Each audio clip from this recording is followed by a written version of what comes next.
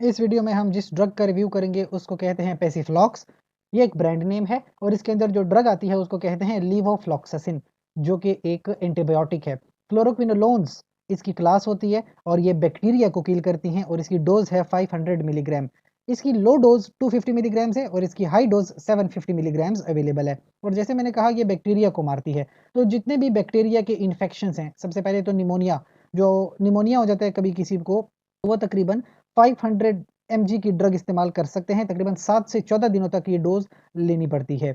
इसके अलावा एक और होता है नोज़ोकोमियल निमोनिया। कभी-कभी क्या होता है, आप अस्पताल में जमा हो जाते हो किसी एक बीमारी की वजह से, लेकिन उस अस्पताल में गंदगी की वजह से आपको कभी-कभी निमोनिया हो जाता है, उसको नोज़ोकोमियल निमोनिया कहते हैं।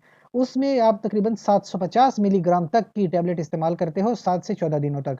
इसके अलावा बैक्टीरियल साइनोसाइटिस हो जाता है, जो हमारे साइनसेस होते हैं, यानी जो हमारे चेहरे के ऊपर एयर स्पेसेस होती हैं, उसमें कभी-कभी इन्फेक्शन हो जाता है, बैक्टीरिया वहाँ पे इन्फेक्शन कॉज़ करता है। तो 500 मिलीग्राम की टैबलेट आप दिन में ले सकते हो, तकरीबन 10 से 14 दिनों तक आप लेते हैं।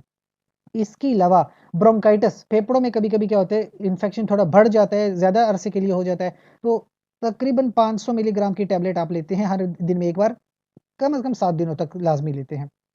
इसके अलावा जिल्द के ऊपर अगर कोई इन्फेक्शन है, यानी स्किन या स्किन स्ट्रक्चर इन्फेक्शन, 500 मिलीग्राम की टैबलेट आप 7 से 10 दिनों तक ले सकते हैं। इसके अलावा कभी-कभी यूटीआई हो जाता है, यूटीआई कहते हैं यूरिनरी ट्रैक इन्फेक्शन को। तो यूटीआई में आप अगर तो वो अनकॉम्प्लिकेटेड है, यानी ज़्यादा सीवियर नहीं है, तो 250 मिलीग्राम की टैबलेट 3 दिन तक ले लें।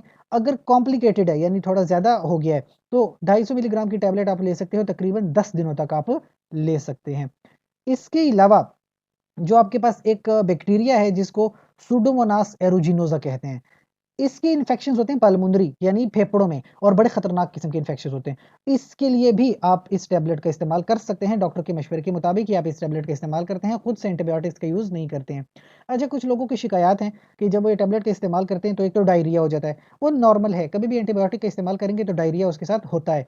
अच्छा, कुछ लोगों का सर चकराता है, पेट में दर्द हो सकता है, मतली हो सकती है, उल्टियाँ आ सकती हैं, तो ये कुछ इस तरह की प्रॉब्लम्स हैं जो एंटीबायोटिक्स के साथ होते रहते हैं, ये इतनी कोई प्रॉब्लम वाली बात नहीं है। लेकिन कुछ बातें जो आपको वार्निंग के तौर पे याद रखनी है, वो ये है, सबसे पहले तो जो अगर आपकी उम्र ज़्यादा है, 60 साल से आपकी उम्र ज़्यादा है और आप लीवोफ्लॉक्सासिन का इस्तेमाल कर रहे हो, तो आपके जो मसल्स हैं, वो मज़बूत होने चाहिए। कमज़ोर मसल्स होंगे तो आपकी ये मेडिसिन जो है मसल्स को थोड़ा कमज़ोर बना देगी, जिसकी वजह से मसल रप्चर हो सकता है, टेंडन रप्चर हो सकता है।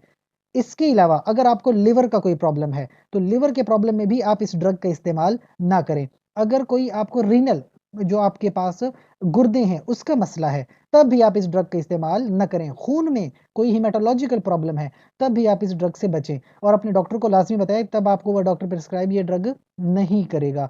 इस लिहाज़ से ये कुछ प्रॉब्लम्स है जिसमें आपने थोड़ा-सा ख़्याल रखना होता है लेवोफ्लॉक्सासिन के साथ। इसके अलावा ड्रग सेफ होती है। फिर भी अगर आपका कोई क्वेश्चन है तो आप कमेंट सेक्शन में पूछ लीजिए। साथ ही चैनल को लाइक करें, कमेंट करें, शेयर करें, सब्सक्राइब कर लें। शुक्रिया।